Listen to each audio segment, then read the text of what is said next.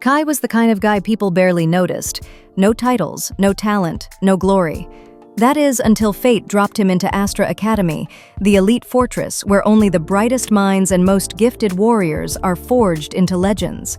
Overnight, his ordinary world collapses, replaced by trials he never asked for. He's assigned to share living quarters with the Academy's 3 most brilliant and dazzling heroines. With nowhere to run, Kai's new life is a storm he never saw coming.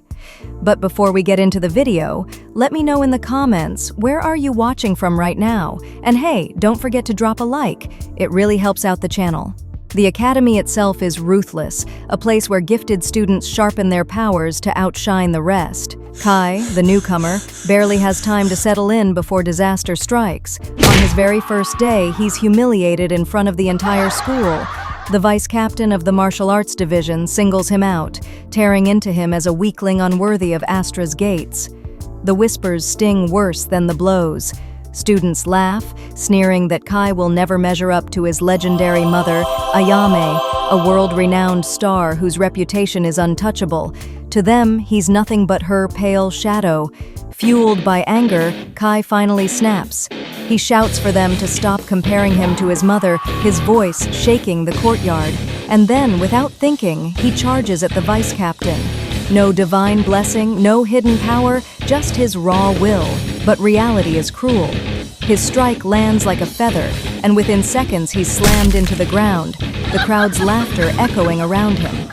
But that moment, his lowest point, is where his story truly begins. The courtyard roared with whispers of contempt. The students couldn't believe what they were seeing. The son of the great Subaru flattened like a bug. To them, it was pathetic. Bruised and aching, Yuri rose to his feet.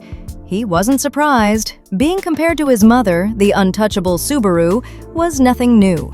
But this time, he spoke. His voice cut through the laughter. "Why do you worship talent like it's a god? You act as if people without it have no worth at all." The vice captain froze for a second. For the first time, he noticed something strange. Yuri's presence carried the same magnetic pull as Subaru's. It unsettled him, yet Yuri himself was indifferent. He didn't wait for applause, didn't care about their stares. With a shrug, he turned his back and walked away as if the humiliation meant nothing.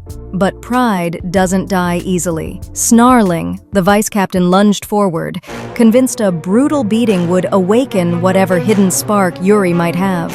He never landed a blow. A thunderous kick sent him crashing to the ground. Standing above him was Miko, the martial arts club president, an untouchable warrior and one of the Academy's legendary 3 kings. The crowd erupted in shock.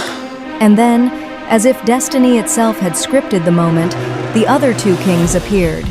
Manhwa, the strategic genius whose mind was sharper than any blade, and Kazuki, the breathtaking prodigy of the arts, famed for her performances that could move even stone-hearted critics. Yuri froze, his chest tightening. Why were the 3 untouchables standing before him? Kazuki stepped forward, her gaze cold and cutting. When she learned he had no gift, her verdict came without hesitation. "A boy without talent has no place here. This academy is for the chosen, people like us, not you." The courtyard fell silent. Yuri stood at the center of it all, crushed between the weight of expectation and rejection as the spark of his true story flickered to life. The courtyard buzzed with confusion as Yuri calmly pulled out his proof of enrollment.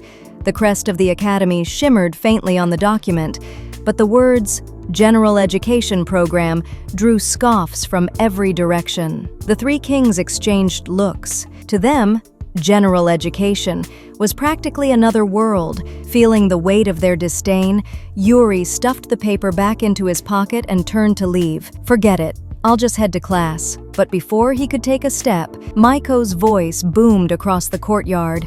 "Not so fast." Yuri blinked. "What now?" "Clean the dojo." Yuri's jaw dropped. "Huh? I'm not your servant." Miko's gaze was unyielding, her tone sharp as steel. "Losers clean the dojo. It's the rule."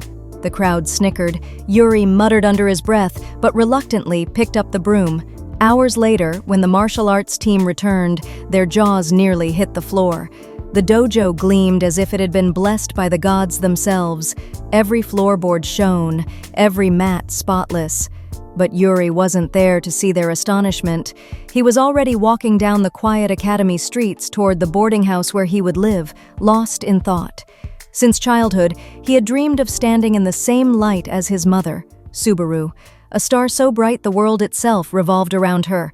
He tried acting once, convincing himself he was destined to be an action hero, but when he watched her on screen, every move radiating a presence that could silence entire theaters, the truth crushed him. His performance wasn't even close. He tried everything after that: singing, sports, even writing. Every failure only carved a deeper gap between him and the woman he admired most. Then came the day Subaru fell gravely ill. At the hospital, she lay quietly in her bed, watching reruns of one of her old dramas. In it, she played a warm-hearted mother in a bustling family. The screen glowed with her smile, the sound of laughter filling the sterile room. "I always liked this one," he admitted, "especially the family dinner scenes." Subaru's lips curved into a weak but genuine smile. "Me too. Those were my favorite to film." For a moment, the distance between them melted away. That night, Yuri finally understood. His mother's greatest wish hadn't been fame, applause, or trophies. It was the warmth of a family like the one she had once portrayed on screen. She never got to live that dream. Before he could help her realize it, Subaru passed away, leaving behind a single letter. "Find your own happy family, Yuri. Live the life I never could." It was vague, almost impossible to grasp, but Yuri made it his mission. Somehow, he would chase that dream, not just for himself, but for her. Lost in thought, he arrived at the address he'd been given. His jaw nearly hit the ground. It wasn't a house. It was a mansion, towering gates, gleaming windows, gardens that looked like something out of a fairy tale. Before he could take another step, the front door burst open. A blur of movement flew at him. Miko, wrapped only in a towel, charged forward like he was an intruder. "Who are you? A perv? A burglar?" Wait, I'm not a criminal," Yuri yelped, throwing up his hands.